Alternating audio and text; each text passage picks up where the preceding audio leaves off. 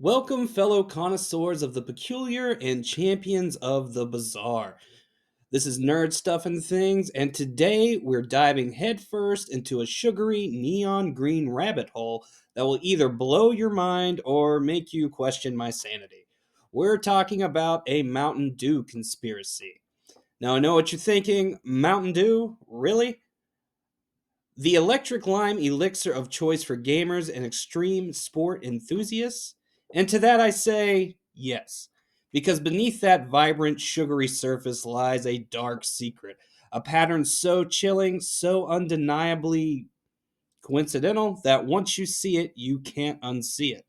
Our story begins, as many good conspiracies do, with a seemingly innocuous product, Mountain Dew, specifically its ever expanding, often bizarre lineup of limited edition flavors. Think about it: Baja Blast, Code Red, Voltage, Voodoo. They're more than just drinks, they're cultural touchstones. But what if I told you they were also harbingers? What if each special flavor release coincides with a major global disaster or significant event? Now, before you grab your pitchforks and accuse me of being completely unhinged, let's lay out the evidence. We're going to go back in time, flavor by flavor, and see if we can connect the dots. The first stop on our journey is rewinding to the early 2000s, specifically 2001, a pivotal year for Mountain Dew as it introduced its first ever permanent flavor extension, Code Red, a bold cherry flavored departure from the original. Code Red, what does that invoke? Emergency, danger, a critical situation, and what major Code Red event shook the world just months after its release? The dot-com bubble burst and the economic downturn that began in earnest in 2000 2001. Stock markets crashing, tech companies failing, people losing their life savings. A financial code red if there ever is one. But wait, there's more. Let's not forget the horrific events of 9/11 later that year. A literal code red for national security. A moment of profound global emergency. Did Mountain Dew know? Were they sending us subliminal messages about the tough times ahead? Our next flavor takes us to 2004, a year that many remember for its tragic end. And what beverage made its grand debut that year? The legendary Baja Blast. Remember, this was originally a Taco Bell exclusive, a taste of tropical paradise. Think about the name, Baja Blast. Sounds like a powerful disruptive force, doesn't it? And what happened just a few months after Baja Blast's initial rise in popularity? The devastating Indian Ocean tsunami on December 26, 2004. A massive blast of water, a force of nature unlike almost anything seen in modern history. Was Baja Blast a subconscious warning, a symbolic foreshadowing of the impending watery catastrophe? The sheer scale of the tsunami, the blast, eerily mirrors the drink's name. Going on to 2008, another year, another new flavor. This time it was Mountain Dew Voltage, a blue raspberry, citrus, and ginseng concoction designed to give you that electric boost. Voltage, electricity, power grids, connections, and what significant global event unfolded in 2008 impacting interconnected systems across the world? The global financial crisis, a crisis that highlighted the extreme interconnectedness of global economies, where a problem in one part of the world sent shocks or voltage through the entire system. Banks failing, markets plummeting, a worldwide economic short circuit. The name voltage seems almost too perfect for the way the crisis spread and impacted global stability. Moving on to 2010, Mountain Dew introduces Whiteout, a smooth citrus and lemon lime flavor. It's crisp, clean, and, well, white. Now let's think about the phrase whiteout. What does it describe? A severe winter storm where visibility is reduced to zero. A sense of being lost, disoriented, unable to see clearly. And what characterized the winter of 2009, 2010 for many parts of the world, especially Europe and North America, an unusually harsh winter with record breaking blizzards, crippling snowfalls, and widespread travel chaos. A literal whiteout across vast regions impacting millions.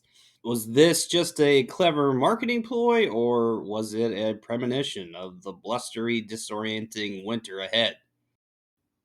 Now, this one might be a little more abstract, but hear me out. In 2014, Mountain Dew launched Kickstart, a lighter, fused version of Dew, marketed as a morning pick me up.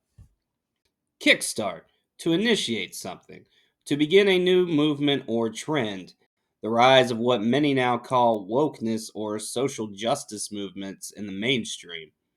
Issues of identity, equality, and systematic injustice begin to kickstart into broader public consciousness, leading to massive societal shifts and ongoing conversations.